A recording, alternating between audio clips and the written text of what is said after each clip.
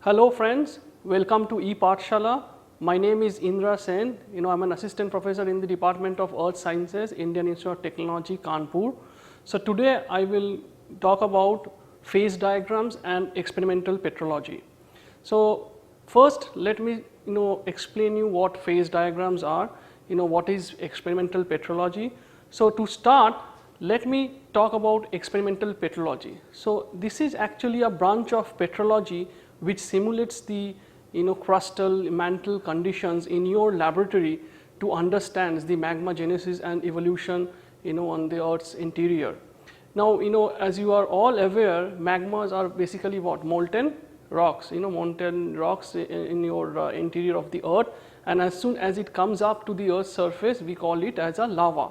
So it is very important for us to know what are the large scale processes that actually happens inside the Earth's interior.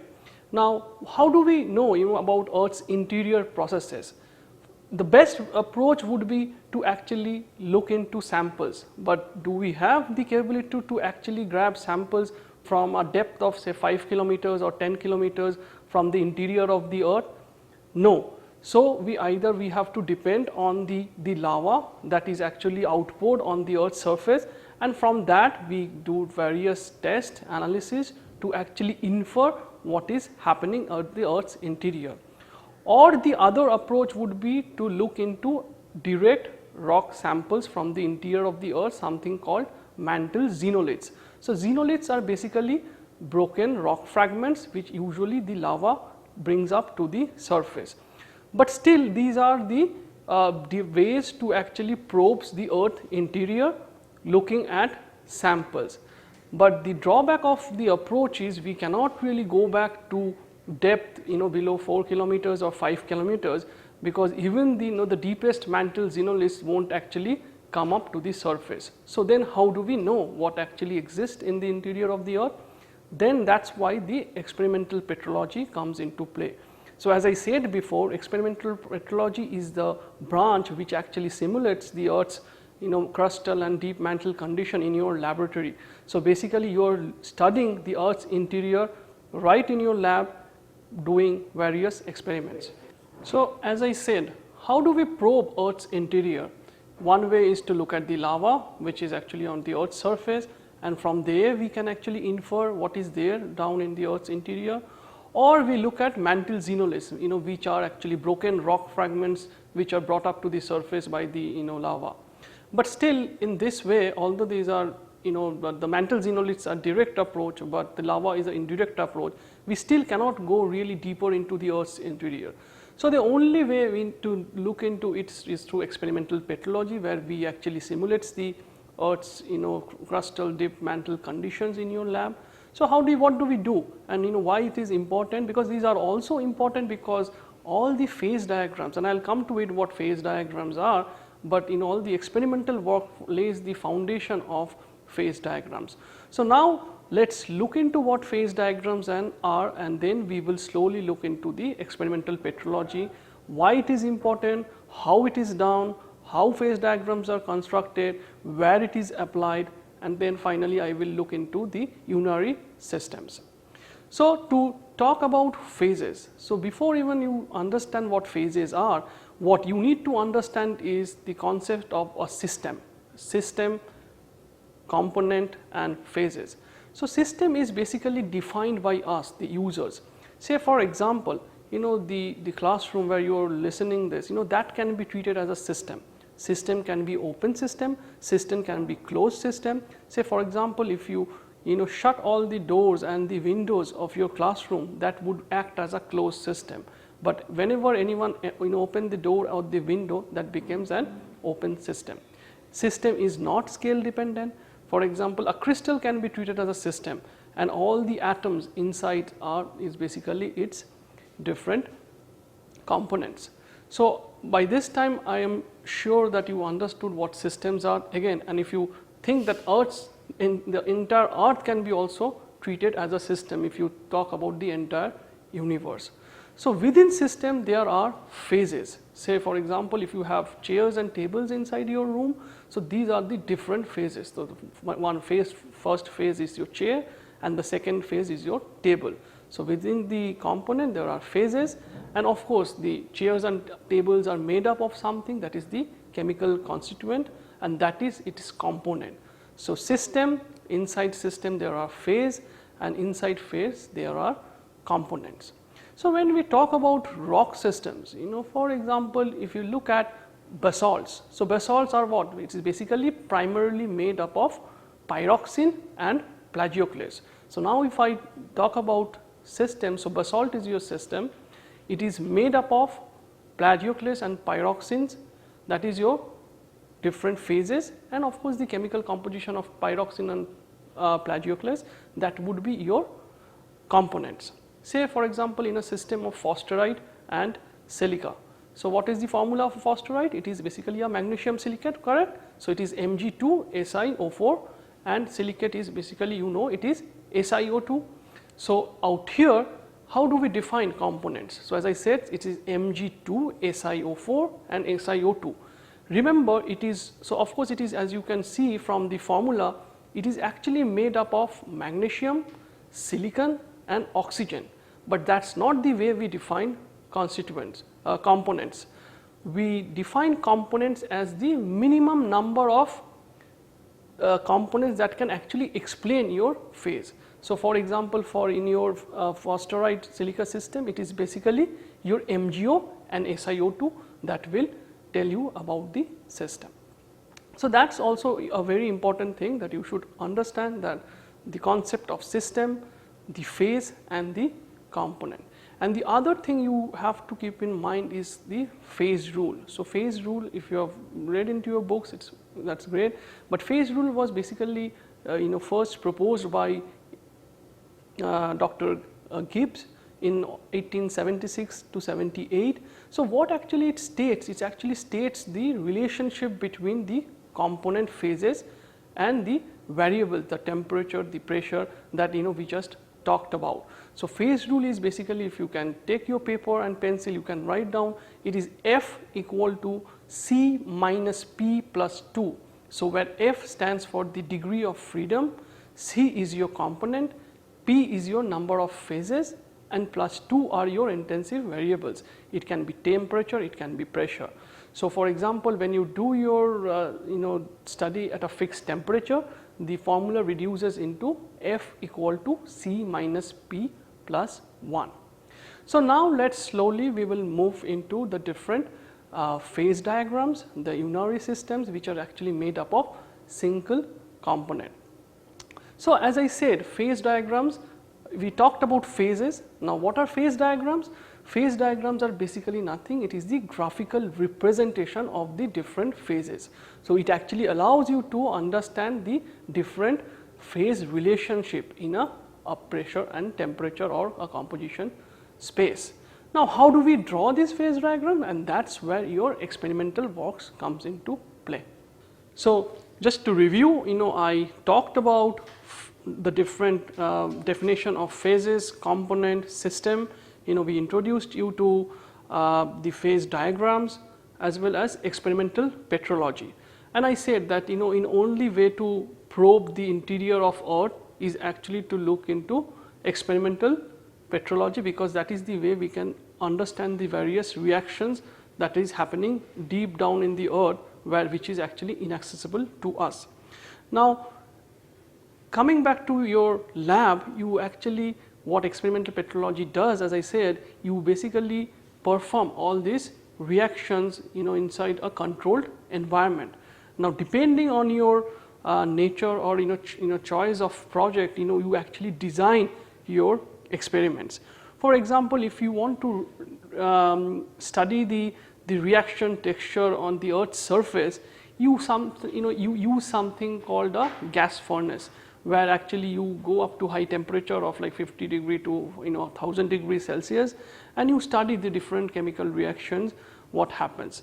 But whenever you would like to look into the lower part of the crust or even the upper part of the mantle, you need, of course, in addition to temperature, because you all know that as we go in the deep, as we go deep inside the Earth, the temperature rises as well as the pressure rises. So, you have to simulate a condition where both your samples or your experimental starting material is actually subject to the same temperature and the same pressure when you are talking about the deep crustal or the mantle conditions. So that is why the instrument we use for studies at least to a depth from 0.3 GPa to 40 50 GPa, and remember 1 GPa is at least 30 1 GPa is 10 kilobar. So we use something called the piston cylinder. So out here on this figure what you see is actually a schematic drawing on the photograph of a end loaded piston cylinder. It's from Charles Clapham from University of Bristol. So you don't get into the details, but what it's usually done, this is your piston, there is the top piston and your bottom piston, and your samples are you are really working with small samples like few milligram or even less. So what you do is you take say you want to study the reaction of a basaltic melt with a different melt. So you take both the powder or basaltic powder and the alkalic powder or something, and you put it inside your capsule, and then you start putting pressure and as well as temperature, so that you subject that material to the desired pressure and temperature where you would like to probe, and mostly it is crustal or deeper mantle or upper mantle conditions, because we do not have direct physical, usually it is not a very common thing to have direct physical samples from such great depth. And then you take out this run, and of course then you look into the petrography of it, and then you do the probing to understand what sort of possible things and processes that could have happened deep down in the Earth's surface. So same way, using this sort of techniques, different experimental runs, what we do is we come up with phase diagrams. And again, if I repeat what phase diagrams are basically, it actually gives you the graphical representation or the graphical visualization of the stability of the different phases. Keep in mind that phase diagrams cannot tell you what are the possible phases that could come up in your system, but it actually gives you the stability field of each phase. So how do we draw the stability field of each phase? So we run our experiments, maybe it is a furnace, maybe it is a piston cylinder, again depending on where you want to study in the Earth's interior. And we run, say for example, what out here what you see, you have a mixture of two components out here, right? You remember components? So you have a component and you have a B component, and these are the various mixture of different. So you are adding, A is 100% here, A is 90, then B is 10. So these are the different mixtures of A and B component, and then what you did, you took your mixtures and then you put it in your piston cylinder, you ramp up the temperature to whatever you want, and of course you set the pressure, and then after that you observe the phases. Again remember, system, phases and component, I think that should be clear to you by this time, and if it is not, go back and listen to the introductory part of this lecture. So then you have a matrix where the temperature condition, the mixtures, and the possible phases. So then if you plot your mixtures on your A axis, so that would your X axis, so X axis will have 100% A on one end and 100% B on the other end, and in between there would be all this mixture, and your Y axis you basically plot the temperature, and then if you plot the phases, you actually get a diagram which actually tells you what are the phases. Of course we know what are the phases, but it tells you the stability of the phases. When A will not be stable and when A will be stable, that diagram will tell you. Now do not think that phase diagrams are only used in igneous petrology, it has widespread application. For example, it is widely used by metallurgists, material scientists, material engineers to develop new alloys, to propose new material. So for example, this is a simple phase diagram. So again, if I say, you remember you have on your X axis, last time what we said, on your X axis you have two different mixture of A and B. So out here you see the carbon weight percent on your x axis, and on your y axis you have temperature. So same thing, this phase diagram was drawn based on experimental runs. So they have conducted experiment at each of these grids, the small grids you see, and they came up with the different phases that were there, and then they came up with this diagram. So what it says, it's the easiest way to read, if you see how phase changes happen. Say for example, you look at 5 weight percent of carbon and you look at 1000 degree Celsius. So it is intersecting somewhere out here. So it would be mostly austenite and cementite. Basically these are the different forms of steel. And then if you come down, so from 1000 you keep your carbon weight percent constant, and if you come down to your you lower your temperature to 500 degree, you see you won't be getting the austenite, you will be you will start getting ferrite. So based on this diagram, this is a very powerful graphical way of showing you what sort of phases that you would expect, and that can be your alloy, that can be a rock, or that can be any material. And these are all again drawn from the experimental runs. So that is why experimental petrology is extremely important, because that forms the foundation of all your phase diagrams. Now we talked about the phase rule. You remember I talked about phase rule is what? Basically it was invented by Dr. Gibbs in 1876 to 78. It states the relationship between your component and phases, and the two is your intensive variables, that is your temperature and pressure. Now out here what we see is, we have plotted temperature and on your x axis and your pressure and your y axis. So out here this is basically nothing, it is a liquid, right? It is your water. Now water, if you look at how many phases of water you can think of. First one of course is your liquid water, then it is your gas, and then of course it can be ice. But remember, it is all being explained by a simple chemical formula, which is H2O. So in this case you have only one single component, because remember the definition of component.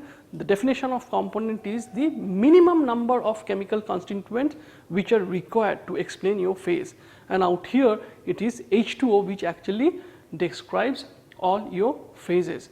So you have your gas, liquid, solid, all are made up of H2O, but they are of different phase. One is liquid, one is solid, and one in gaseous state.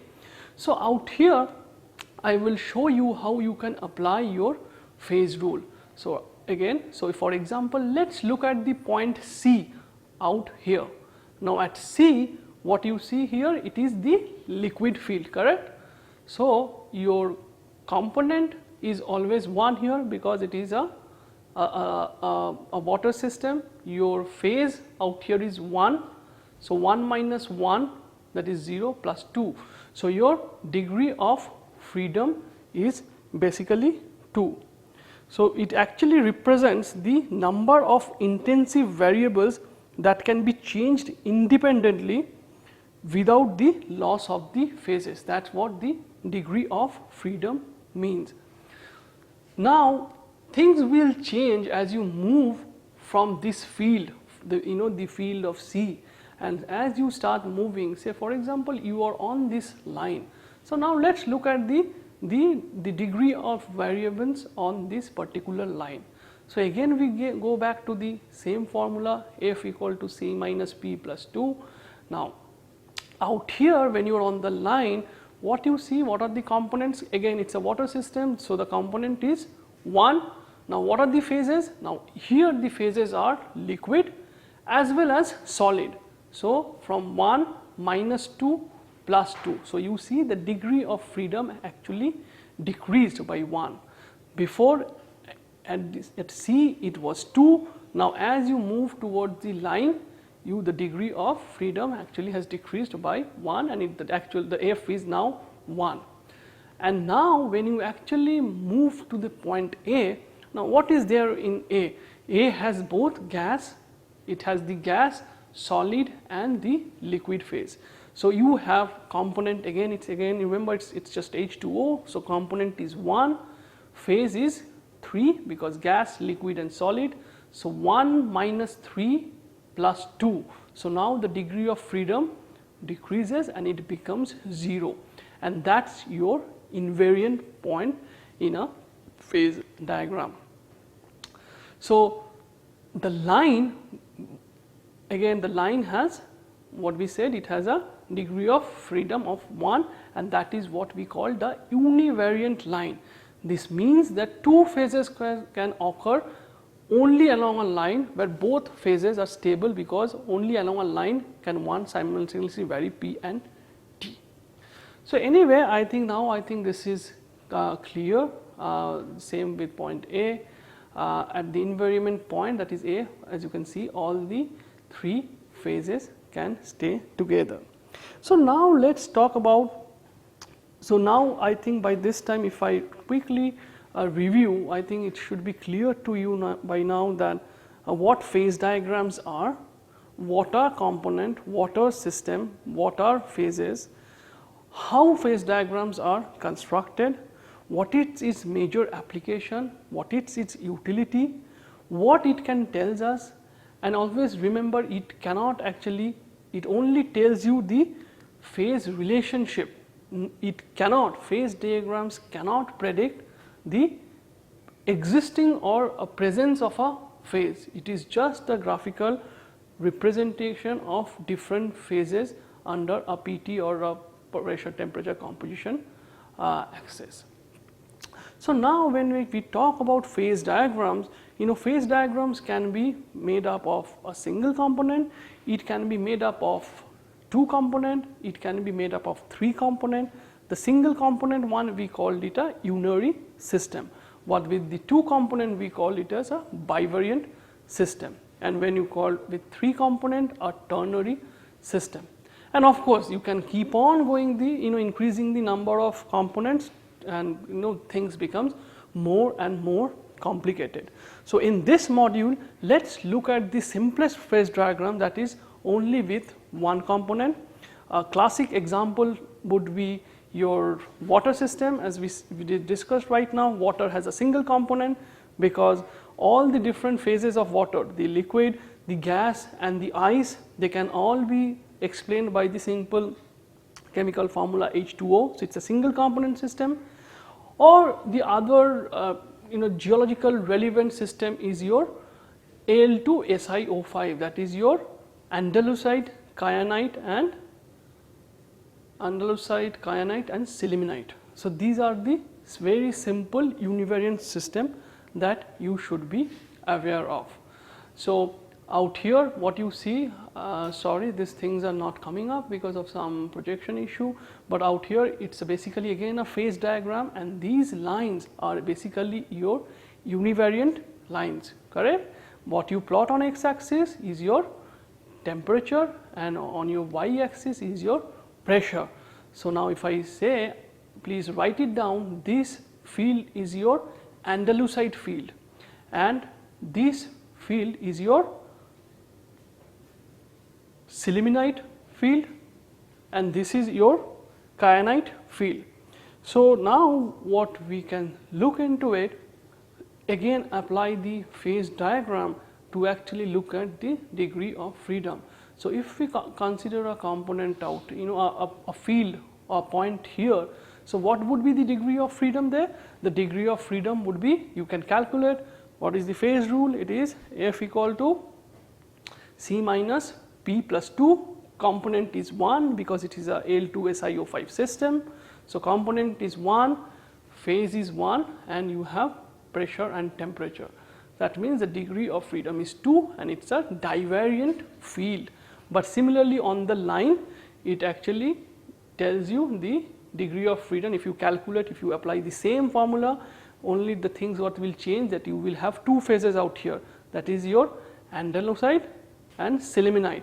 So, two phases, the degree of freedom would be 1 and that would be your univariant line. Now, what would be the degree of freedom at I? At I, all the three phases are stable, that is andalusite, sillimanite and kyanite. Since all of them are stable, so you have three phases, one component and plus 2, so it is your 0.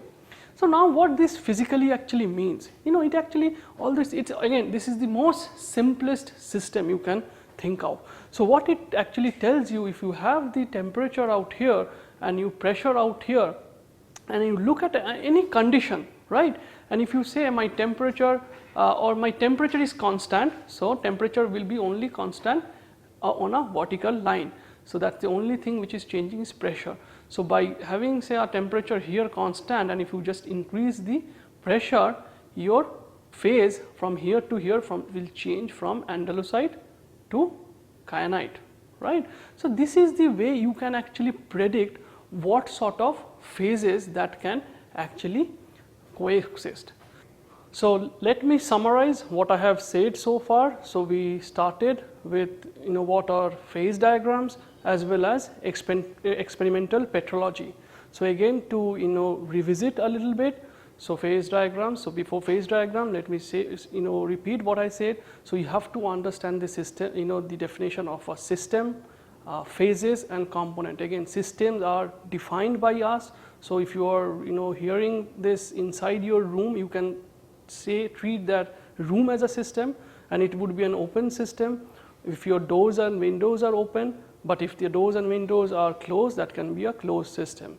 And inside your system there would be different phases. So for example, if you are sitting on your chair, and that's your phase, and of course the chair would be made up of something that can be your that would be your component. So in a rock, say for example in a basalt is primarily made up of what? It is made up of plagioclase and pyroxene. So these are your phases, and of course the chemical constituent of your pyroxene and plagioclase, that would be your component. But just keep in mind one thing, that the components are the minimum number of components that would be required. Say for example in phosphorite, silicate, if you look at the formula of phosphorite, it is Mg2SiO4 and silicate is SiO2. So out here you do not take the component as magnesium, silicon and oxygen, you just simply use MgO and SiO2. So out here the components would be 2. So then what we discussed that how phase diagrams are drawn, why they are important, what are they primarily used for. But before how phase diagrams are drawn, we discussed extensively about experimental petrology. So what is experimental petrology? Experimental petrology actually deals with recreating the environment in deep, at high pressure and high temperature. And why you need to do that? Because you remember, deep down on the earth, those samples are inaccessible. How do we probe deep earth? The two direct and the most indirect way is we look at the lava. So when the magmas are molten rocks, when they come up to the surface, there we call it lava. So you can probe the lava, its chemical composition and everything, and then the indirectly you can infer what is happening deep down.